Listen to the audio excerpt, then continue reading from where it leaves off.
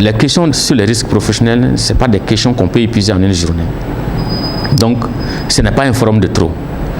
Un forum de ce genre a toujours l'intérêt, effectivement, donc, d'informer le grand public sur ce que c'est que les risques professionnels et l'intérêt qu'il faut accorder à ces risques professionnels.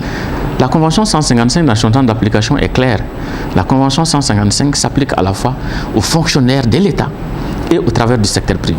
Ça veut dire que le dispositif de protection des travailleurs contre les risques professionnels n'est pas propre seulement au secteur privé, mais c'est propre aussi à la fonction publique.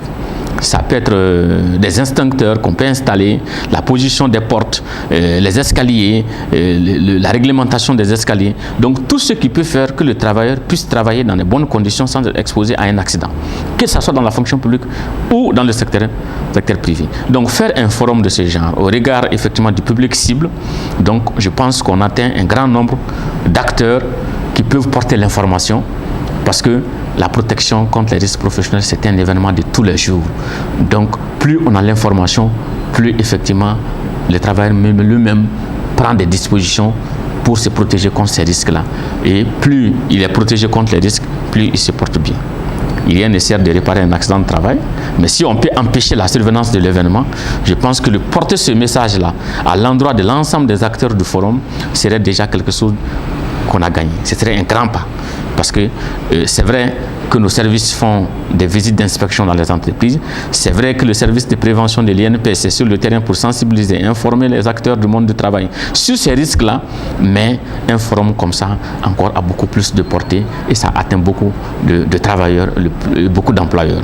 Parce que les risques professionnels, c'est une question de conscience professionnelle. Il faut qu'on prenne conscience que ces risques existent. Et dès l'instant qu'on a conscience que ces risques existent, donc on peut effectivement se munir de tous les moyens nécessaires pour pouvoir effectivement minimiser ces risques-là. Donc dans l'intérêt de tout le monde. Et des travailleurs, et des employeurs, et de l'État. Et les risques professionnels, c'est l'exposition des travailleurs contre les dangers qui peuvent porter atteinte à leur intégrité physique ou corporelle. Et la plupart du temps, le volet qui est beaucoup plus connu par les gens, c'est les accidents de travail. Mais ce n'est pas seulement les accidents de travail, il y a aussi les maladies professionnelles. Et les accidents de travail exposent le travailleur donc à son état de santé qui puisse être dégradé. Il peut avoir des blessures corporelles, des bras qui peuvent être coupés, mais au-delà, il peut être victime de maladies professionnelles qui sont liées à l'inhalation de gaz émanant des unités de production industrielle. Donc, il est exposé à beaucoup de risques. Et donc, d'où l'intérêt de le protéger contre ces risques professionnels-là. Et d'ailleurs, ça a un intérêt pour l'entreprise, parce que plus vous avez un personnel sain, bien protégé, qui est doté d'équipements de protection individuelle, qui sont les masques, les casques, les gants, les gilets de protection et tout ce qui est le dispositif de protection des salariés pour qu'ils ne soient pas victimes d'un accident de travail, va dans l'intérêt de l'entreprise. Plus vous avez des gens bien portants, plus vous avez des gens qui ne sont pas victimes d'accidents de travail, plus la productivité augmente, plus l'entreprise gagne. Donc tout le monde gagne. Les travailleurs gagnent en état de santé, l'entreprise gagne en rentabilité parce qu'il a toujours des bras valides qui se portent bien, donc qui ont été protégés contre ces risques-là. Et c'est un ensemble de mécanismes sur lesquels nous agissons régulièrement au cours des visites de contrôle des inspections de travail dans les entreprises. La loi retrace les missions de tout le monde. Le code du travail est clair. Le contrôle des conditions de travail en matière de santé et sécurité au travail est du ressort de l'inspection du travail. L'INPS est chargé de la prévention. L'INPS doit effectivement mener des campagnes de prévention auprès des entreprises parce que le régime des accidents de travail des maladies professionnelles est un régime logé au niveau de l'INPS. Et donc, les employeurs cotisent pour éventuellement, qu'en cas d'accident de travail, que l'INPS puisse réparer donc les victimes. Donc l'INPS, pour que cette branche puisse rester donc excédentaire ou supporter en tout cas les taux de cotisation qui sont alloués, l'INPS a intérêt effectivement à aller faire des actions de sensibilisation.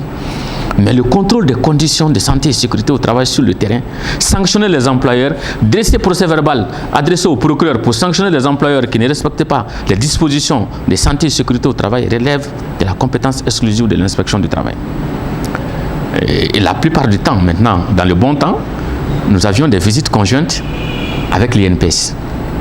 Donc parce qu'en cas d'infraction, donc au code du travail, en matière de risques professionnels, seul l'inspecteur du travail a le pouvoir de dresser procès verbal au procureur. Et seul l'inspecteur du travail a le pouvoir d'arrêter un chantier en vertu des dispositions du code du travail, parce que les travailleurs sont exposés à des dangers imminents. L'inspecteur du travail a le pouvoir d'arrêter donc un chantier. Et dresser procès verbal, parce que c'est l'agent assermenté. Les inspecteurs du travail prêtent serment devant la cour d'appel avant d'entrer en fonction. Et donc, dans ce serment, on leur demande de respecter les secrets de fabrication. Toutes les informations confidentielles dont ils ont connaissance au cours de leur visite, ils sont tenus au secret professionnel. Donc, en tant qu'agent assermenté. Donc, ce qui fait que normalement, si tout le monde joue bien son rôle, il ne doit pas avoir de mélange de rôles sur le terrain. C'est un travail de complémentarité que nous avons avec l'INPS. Le Code du travail a prévu des instances au niveau de l'entreprise qui est chargée effectivement de veiller donc, au respect donc, des risques professionnels, notamment qu'on appelle les comités d'hygiène et de sécurité.